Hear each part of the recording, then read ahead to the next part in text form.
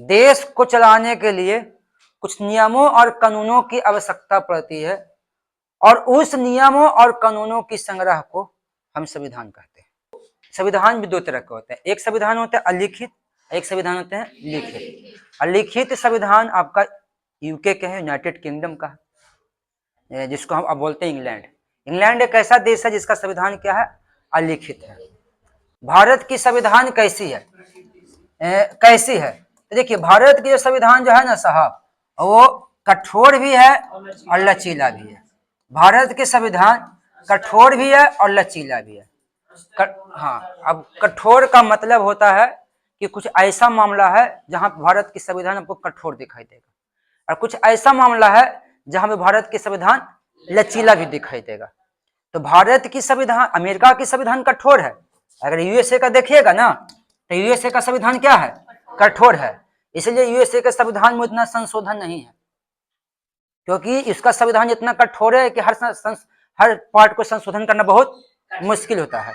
लेकिन भारत के संविधान है वो कठोर भी है और लचीला भी है, लचीला भी। संविधान कौन लिखा था? संविधान में लिखने में दो आदमी का नाम आ रहा है।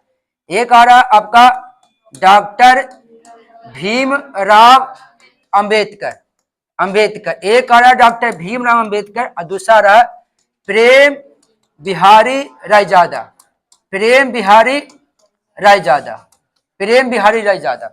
अब देखिए, अब करा संविधान, हल्ला बंद करेगा। अब करा संविधान कौन लिखा है? तो देखिए संविधान लिखने की अगर बात आए ना, तो संविधान लिखे हैं अंबेडकर जी, फुल्ले। संविधान कौन लिखे हैं? अंबेडकर जी। लेकिन अंबेडकर जी का मतलब जिसे उतना भी बेहतर राइटिंग नहीं बैठता था, तो उसको एक अच्छा राइटिंग में करने के लिए प्रेम बिहारी रायजादा का इस्तेमाल किया गया।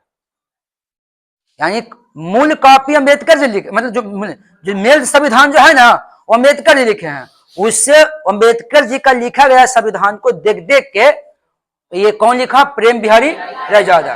तो संविधान की पेज पर कलाकारी हुई है साहब, संविधान की पेज पर क्या हुई है? कलाकारी हुई है। तो जो सबसे ऊपर पर, हाँ, कलाकारी हुई है। अब सवाल है कि सर संविधान की पेज पर कलाकारी कौन किया? तो संविधान की पेज पर कलाकारी किया साहब नंदलाल बोस। लेकिन नंदलाल बोस कलाकारी करते समय 4 गो इनका शिष्य भी था साहब, 4 शिष्यों के साथ किए थे। मतलब 22 को भाग है, तो हर भाग में, समझ में आ रहा है ना, तो हर भाग में कुछ ना कुछ पूछते रहता है। तो भाग 1 में कहा, 1 में साहब अनुच्छेद 1 से 4, भाग 1 में आपका अनुच्छेद 1 से 4 है। अनुच्छेद 1, 2, 3, 4 भाग 1 में है। भाग 1 में संघ और राज्य क्षेत्र है साहब, यानी संघ आपका केंद्र सरकार और राज्य सरकार या केंद्र शासित प्रदेश जो भी है, ये सब की चर्चा की गई है भाग 1 में। इसमें जेबू बैल का चित्र है साहब, भाग 1 में एक चित्र दिखाया गया, वो क्या चीज का चित्र है? जेबू बैल। तो चलिए, हाँ, तो ध्यान देगा, भाग 1 में कितना अनुच्छेद है? क्या चीज का उल्लेख है? चलिए, इसमें किसका चित्र है? जेबू बैल। अब देखिए कर, इसमें सिंधु घाटी सभ्यता के चर्चित प्रतीक जेबू बैल, यानी सिंधु घाटी सभ्यता जब पढ़िएगा ना, तो सिंधु घाटी सभ्यता के लोग कुब्बल बैल का पूजा करता था, जिसको हमारे गांव में बसहा बैल कहा जाता है ना, बसहा बैल कहा जाता है। तो सिंधु घाटी सभ्यता से कुब्बल बैल का प्रमाण मिला है साहब। सिंधु घाटी सभ्यता के लोग कुब्बल बैल की पूजा करते थे। तो सिंधु घाटी सभ्यता के जो कुब्बल बैल था, उसको नाम दिया गया है जेबू बैल। क्या नाम दिया गया? जेबू बैल। हमने करे कुब्बल बैल, लेकिन उसका नाम क्या दिया गया? जेबू बैल। तो ये जेबू बैल जो है ना, उसी जेबू बैल को यहाँ पे भाग 1 में डाल दिया गया। तो जैसे ही संविधान का भाग 1 निकालिएगा ना, तो उसमें जेबू बैल का चित्र रहेगा। अब हमारे संविधान में चित्र जब डलाना शुरू हुआ था, तो लोगों ने विरोध किया था कि भारत तो धर्मनिरपेक्ष देश बनेगा, तो फिर इसमें चित्र डालकर आप धर्म के को क्यों डाल रहे हैं?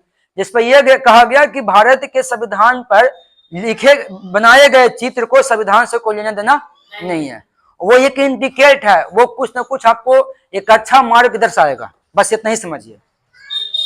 जेबू बैल क्या दर्शाता है? जेबूबैल को एक शक्तिशाली नेता के रूप में दिखाया जाता था। मतलब जेबूबैल अगर आपको संविधान के भाग के 1 में है, तो ये आपको ये दिखा रहा है कि यह शक्तिशाली नेता की तरह है, शक्तिशाली नेता की तरह है जो अपने लोगों की हिफाजत करता है।